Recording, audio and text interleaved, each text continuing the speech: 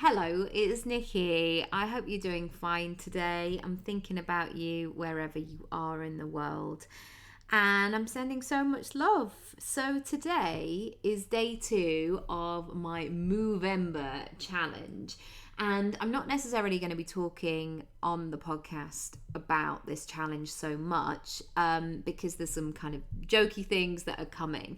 But I did want to mention today's journaling prompt, I guess, with you and share it with you because what I've shared today is going to apply to many different things that you might be doing in terms of your own goals or what you're working towards or things like that.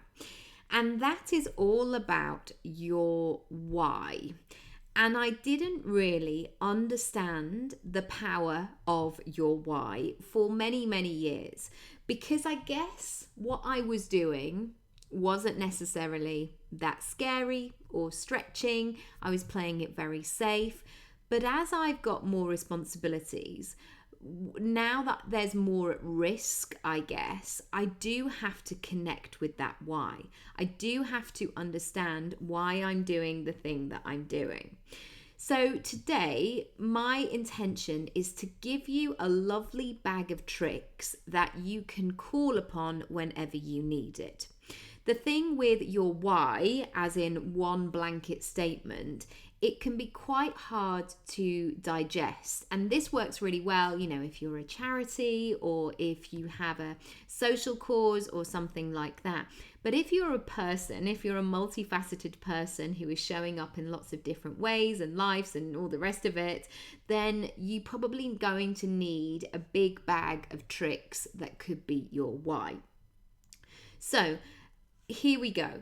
I'm going to give you a series here that is going to help you. And I'm going to use the 30-day Movember challenge just as an example. So basically, throughout November, I am inviting you to move for 20 minutes minimum per day, which over the 30 days adds up to 600 minutes or the equivalent of 10 hours.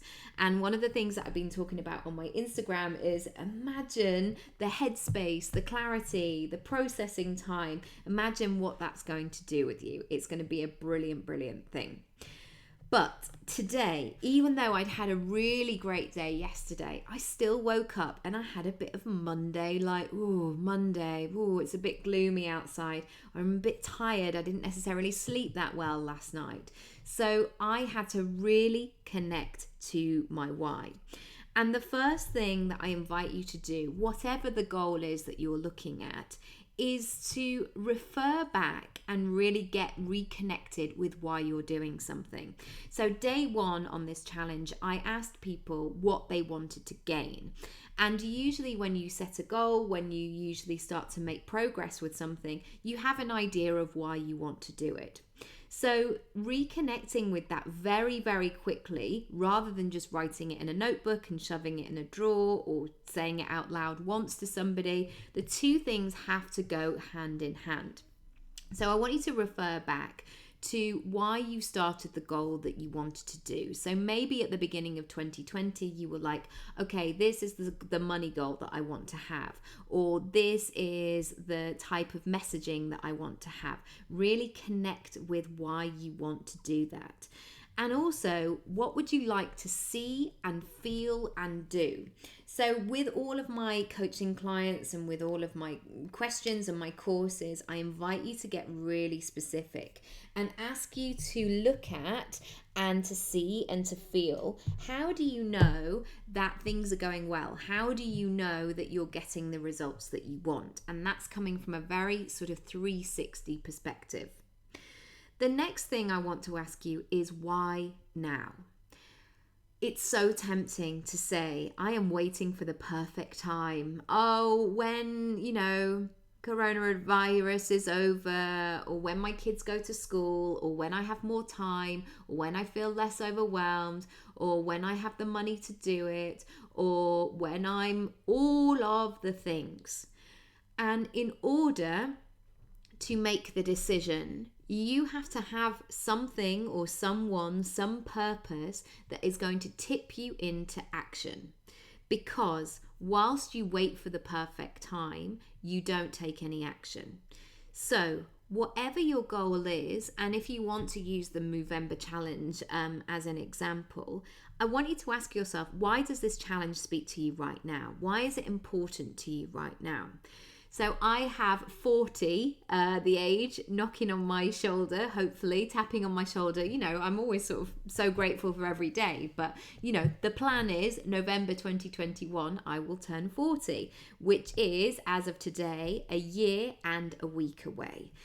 And I have very mixed feelings about 40. It's causing me to do, and I'll be very honest about this, it's causing me to have a lot of self-reflection. Like, am I where I thought I would be?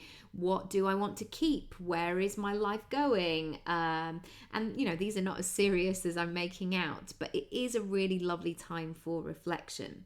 So I want you to ask yourself, why is it important to you right now? Really have a purpose, because sometimes you're going to need it. Sometimes you're going to have to quieten down that voice that will say, no, just stay in bed today. You don't need to do that. You really need to have that why leading the way. How you do something is how you do everything, and I've really seen the benefits of this. So what I invite you to do, and this leads me on to my third why kind of journaling approach, is to imagine the possibilities. So sometimes what can happen is our goals are so huge that they become so far removed from us and they don't really feel that doable. So people might write things down like, I want to own a castle, or I want to have a walk-in wardrobe, or I want to have 9 holidays a year. And the truth of it might be they're not having any holidays a year, or they don't even make any time for themselves to relax on a weekend. So I want you to go a bit smaller. I want you to get a bit more granular on this, because if you can notice the progress and the momentum you're building in something small and you consistently do that, it's likely you're going to get to the bigger things quicker. So I know doing 20 minutes and having that sense of satisfaction of ticking something off the list every single day, that's going to build my confidence. That's going to build my ability to bet on myself. It's going to give me more thinking time. It's going to give me more clarity of thought. I'm going to be sharper. So therefore, the things that I want that maybe today feel a bit out of reach, I feel like I'm bringing them towards me. The fourth one is, who do you want to be? Why? And this is quite a triggering question sometimes. Do you want to be the person who actually does the thing? I've seen it over the years so often where people go, I'm going to do this. I'm definitely going to do that. Oh, yeah, I'm really keen. And they start really well and then they just drift off. Or they talk about it, but they never actually do it. So how would it feel to be the person who actually does the thing? To have that goal for November, whatever it might be, to actually achieve it. And let's focus on that. Let's focus on completing it imperfectly. I want you to consider how this commitment will support your other areas of your life. So one of the things people have been saying about this challenge is if you exercise, it's probably going to increase your sleep, or it's going to improve your sleep, or make better food choices, or be less snappy, or any of these brilliant things. You know, they're all really good things. And also, how would 600 minutes of time create a positive ripple effect? So I noticed this in my own house, and it's taken me a while to get to this place, that if I bet on myself, if I take care of myself, it improves everything. And that saying of not being able to pour from an empty cup, oh my goodness, it so resonates with me. The next one, your couldn't, wouldn't, shouldn't, why? So this could be a personal limiting belief that's old or not relevant or not expansive. So those things that you tell yourself, oh, you couldn't be the sort of person who does that, or you shouldn't do that now you're nearly 40, or, oh, I wouldn't do that if I was you. Like, what would people say? Sometimes it's about tapping in and acknowledging what those judgments have about yourself, what's holding you back in that way. but also really looking at what the other judgments are that other people have. So, in terms of you might have been given loads of limiting beliefs or other people's perceptions or opinions over the years, I want you to check in with them and see if they're actually true. The next one, your big picture why. What is your greater mission? What makes you angry? What needs to change right now? What causes spark your "this has to stop" response? What difference would you like to make? What positivity could you bring to the world? I think when we create goals, sometimes the temptation can be just to make it about us. And it is about us, but for a moment, I would love to invite you to make it about somebody else or something else, and really see yourself as that big picture version of yourself who can make a difference, who does have personal power and therefore societal power as well. The final one I want to share with you is, what if you don't? Why? When I'm going for goals, when I'm making big moves, sometimes I have to really explore what's going to happen if I don't. Because sometimes our default setting can be like, oh, it doesn't matter, it's just a thing. Oh, it will be fine. Like, nobody else is going to get hurt. But the truth is, if you are that person who doesn't bet on yourself, who is flaky around that, who starts things and doesn't, even if you don't notice it outwardly, internally, it's going to start to cause interference. It's going to start you maybe having self-doubt. Because what happens is, if you don't do the thing, that's the evidence that builds up. Oh, I'm always the person who says I'm going to do something, or I'm hopeless at that, or I wish I could be better. And you start to make that your reality.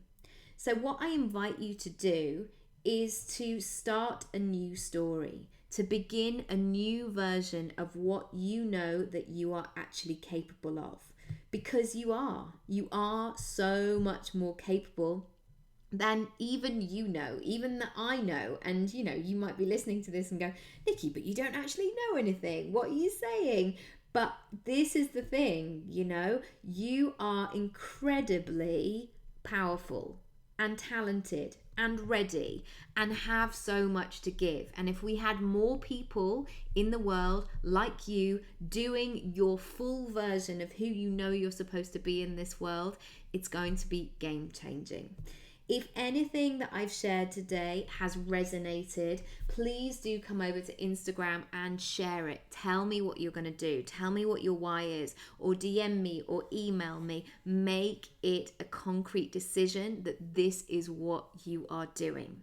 Also, if you need any resources around planning or connecting with those things, do go over to the planning section of my website, which is stage 1. So under the build and monetize your personal brand, there's so much information there. Also, you're very welcome to book a free and complimentary are the same meaning, free 15-minute session with me. You can do that via my website, nikkiraby.com/free session. If you know somebody needs this, do send it to them. I would love it and greatly appreciate it. Thank you so much for listening, and I'll speak to you very soon.